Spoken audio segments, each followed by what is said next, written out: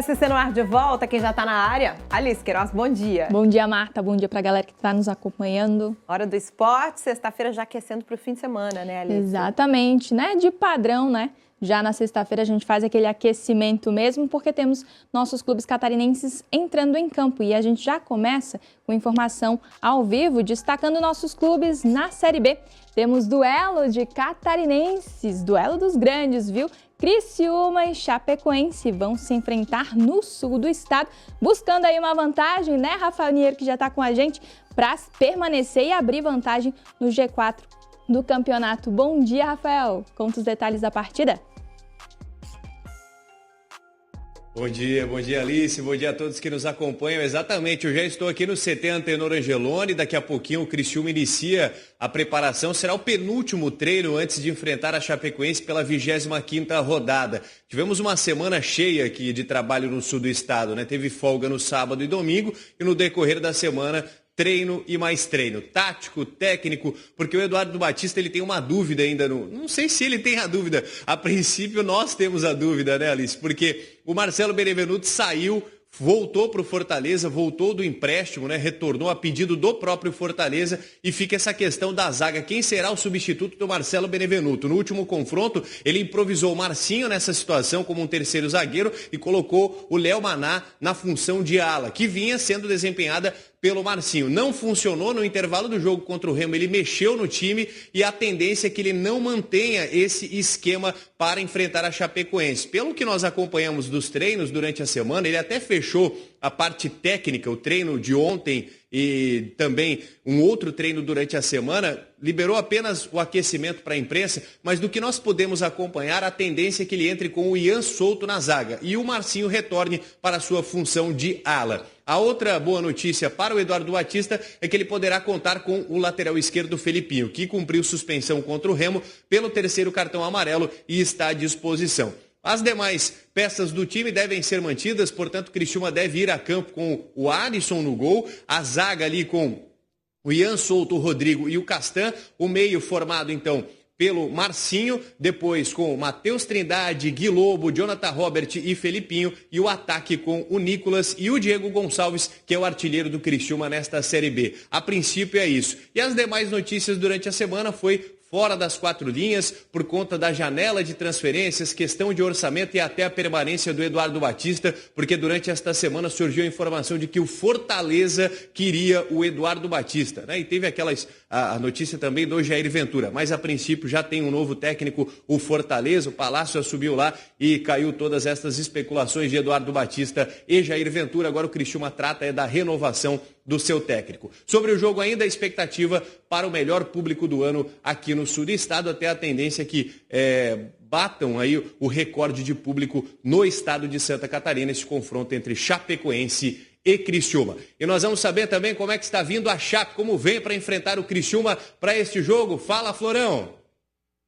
Oi, Niero, um bom dia para você, um bom dia o pessoal ligado com a gente aqui no SC no Ar. A Chapecoense tem desfalque para esse jogo contra o Criciúma.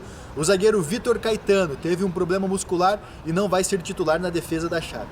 O Bruno Leonardo, que seria o provável substituto, que é o capitão da equipe, inclusive titular em vários jogos, também está de fora em tratamento de uma pubalgia. Com isso, a tendência é que Bressan ganhe uma oportunidade pela primeira vez como titular da Chapecoense. O Bressan é aquele que defendeu o Avaí, Grêmio por muito tempo, jogou no Flamengo e que até agora tem apenas 3 jogos pela Chapecoense, mas chegou nessa janela de transferências como uma opção aí para o sistema defensivo do técnico Gilmar Dalpozo. Por outro lado, a boa notícia para a Chapecoense é que o meia Giovanni Augusto está de volta ao time depois de ter cumprido suspensão no duelo contra o Vila Nova.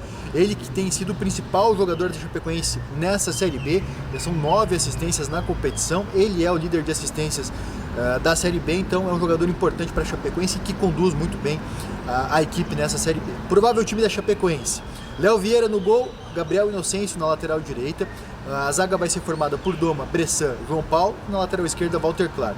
Meio de campo com Bruno Matias, Rafael Carvalheira e Giovanni Augusto, o ataque com Marcinho e também com Neto Pessoa, que inclusive o Neto Pessoa começou a Série B no Criciúma e vai enfrentar o Tigre agora nessa competição. Quem sabe uma lei do ex aí é o que tem apostado a Chapecoense, mas o Neto Pessoa está indo bem pelo Verdão, melhor do que foi pelo Criciúma, onde não agradou tanto assim, até por isso deixou o Tigre.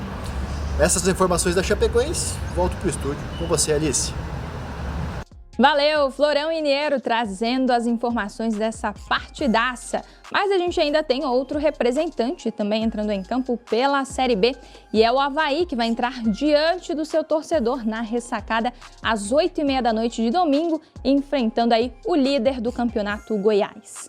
E pela Série C a gente ainda tem o Brusque vivo também no campeonato, que vai entrar no fim de semana em campo. Quadricolor enfrenta o Náutico, também recebendo com a torcida em casa às 7h da noite de domingo também. Esses são os confrontos do fim de semana do Campeonato Brasileiro de Série B e C.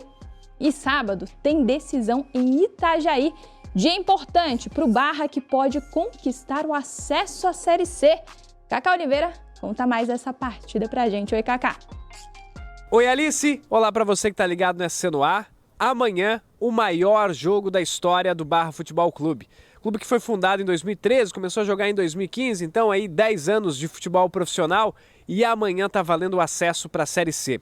Primeiro jogo foi empate no Paraná, então tem que ter um vencedor amanhã. Em caso de novo empate, vai para os pênaltis, e o Barra tem alguns problemas para o jogo decisivo. O TT foi expulso no jogo de ida, então tem que cumprir suspensão amanhã. E no departamento médico, baixas da outra fase, contra o Ceilândia. O Cléo Silva com lesão no joelho e o Guilherme Lazzaroni com lesão na posterior da coxa devem desfalcar o Barra também amanhã. Mas o Eduardo Souza está muito confiante, técnico do Barra fechou os treinos, não deixou a gente cobrir muitos segredos, pouquíssimas informações vazadas, porque o foco total é nesse jogo que vale o acesso para a Série C do Campeonato Brasileiro. Estaremos cobrindo todos os detalhes no SC no Ar de segunda-feira, no balanço geral, enfim. É um time catarinense que pode subir de divisão e a gente segue acompanhando, torcendo, numa expectativa muito grande. A Arena Barra Futebol Clube deve receber mais de 3 mil torcedores, bateu o recorde de público na arena para esse jogo que pode promover o Barra para a terceira divisão no futebol nacional. Seguimos acompanhando. Volto com você, Alice. Obrigada, Cacá Oliveira, trazendo as informações. O técnico acredita, está na expectativa, a torcida, o elenco e óbvio que nós por aqui também estamos torcendo muito para esse acesso do Barra para a Série C. E domingo, gente, começa a Copa Santa Catarina. Logo na primeira rodada, Blumenau e Joinville já se enfrentam. Quem traz as informações da competição é o Emerson Luiz. Fala, Emerson, bom dia. Bom dia, Alice. Bom dia a todos ligados no SC no Ar. O Blumenau é um dos 16 participantes desta concorrida e valorizada Copa Santa Catarina, que dará ao campeão o direito de disputar a Copa do Brasil do ano que vem ou a Série D do Campeonato Brasileiro. Esse é o principal objetivo do BEC, uma frustração na Série B catarinense, já que foi eliminado na semifinal pelo Camboriú, e agora a expectativa recai para que o time faça uma boa campanha e volte novamente a empolgar o torcedor que saiu realmente frustrado aqui desse próprio complexo esportivo do SESI. O Blumenau, que se esperava mais mudanças em relação ao que aconteceu na segunda divisão, mas dispensou 5 jogadores que foram pouco aproveitados e trouxe apenas um reforço. O zagueiro Júnior Sergipano, 25 anos, que disputou a Série D do Campeonato Brasileiro pelo Sergipe. Mas a principal mudança aconteceu na comissão técnica. O contestado técnico Leandro Bellich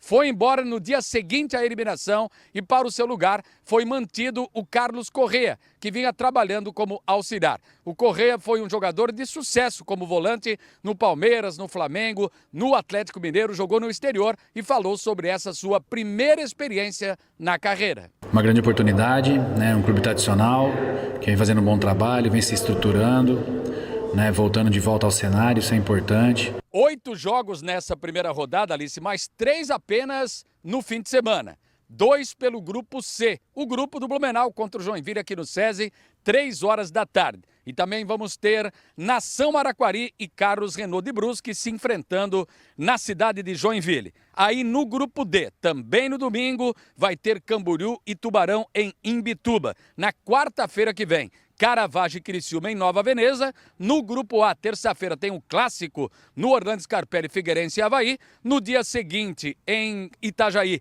Barra e Marcílio Dias. Aí fechando o grupo B, na terça-feira com Brusque e Santa Catarina. E na quarta, Concórdia e Chapecoense. 4 grupos de 4. Os 2 melhores de cada chave avançam para as quartas de final até as semifinais e a decisão do título. Com as informações aqui de Blumenau, da Copa Santa Catarina, que começa nesse fim de semana, Emerson Luiz para o SC no ar. Voltamos contigo, Alice.